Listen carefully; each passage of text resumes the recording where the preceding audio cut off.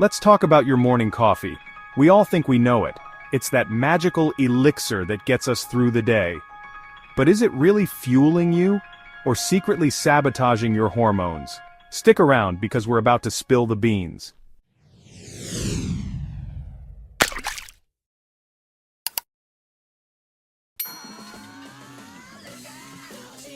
Ah, caffeine, the lifeblood of modern civilization. We find it in our coffee, tea, sodas, and even chocolate. It's the first thing we reach for when we roll out of bed, right? But here's the thing.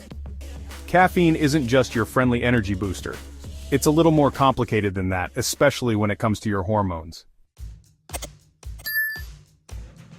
We all know the drill caffeine can wake us up, improve focus, and even boost our mood.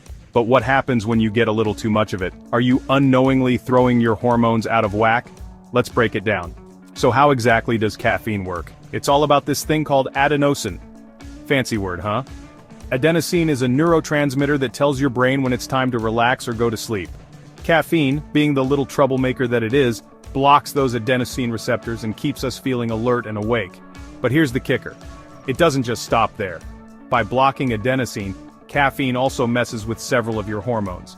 Let's take a closer look at three of the big ones: cortisol, insulin, and adrenaline, and how they react to your daily cup of joe. First up, cortisol, the stress hormone.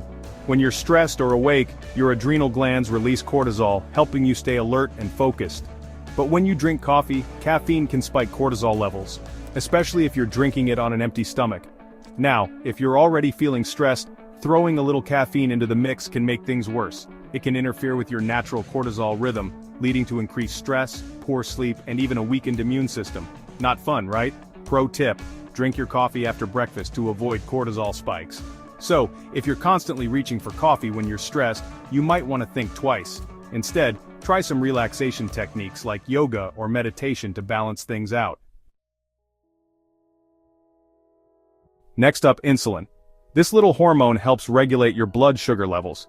But did you know caffeine can actually make your body less sensitive to insulin? That's right. If you're already insulin resistant, a common issue for many, caffeine can make it harder for your body to process sugar. Chronic insulin resistance can lead to higher blood sugar levels and increase your risk for type 2 diabetes.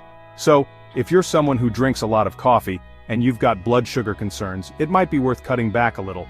Did you know studies suggest that drinking coffee can actually lower the risk of Parkinson's disease? Okay, coffee's not all bad, right? But moderation is key. You can still enjoy your cup, just keep an eye on how much. Now let's talk about adrenaline, the hormone that gets you into fight or flight mode when you're about to do something crazy, like take a huge exam or maybe run for the bus. Caffeine stimulates the release of adrenaline, giving you a temporary boost of energy and sharpness. But if you're drinking coffee all day long, you might start feeling a bit jittery, anxious, and even have trouble sleeping. Ever gotten that 3 p.m. caffeine crash feeling? Yeah, that's your adrenaline levels going haywire. Here's another pro tip: cut out caffeine after 2 p.m. to avoid sleepless nights. To keep things balanced, try limiting caffeine in the late afternoon and evening. Your body, and your sleep cycle, will thank you. Now here's where it gets a little more sensitive. You might be surprised to learn that caffeine can affect your reproductive hormones too. In women, high caffeine consumption has been linked to issues like irregular menstrual cycles, reduced fertility, and even an increased risk of miscarriage. Yikes. And men, sorry guys, but caffeine might also affect sperm quality and lower testosterone levels.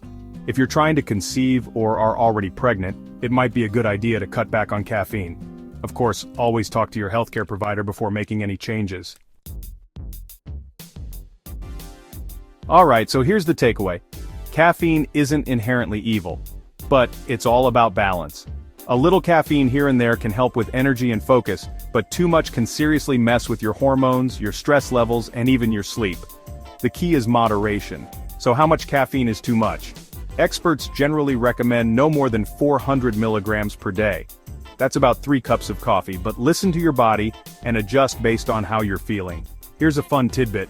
Did you know coffee was once banned in the Ottoman Empire? Sultan Murad IV didn't like how it made people more energetic, so he actually outlawed it. Talk about a caffeine crackdown. Before we wrap up, I've got a challenge for you. Next time you're feeling stressed or tired, try taking a deep breath or going for a walk before you grab that cup of coffee. Your hormones and your energy levels might just thank you. Did you enjoy this deep dive into caffeine? Hit that like button to give us a virtual high five, and while you're at it, go ahead and subscribe for more fun, health-focused tips. Trust me, you don't want to miss what's coming next.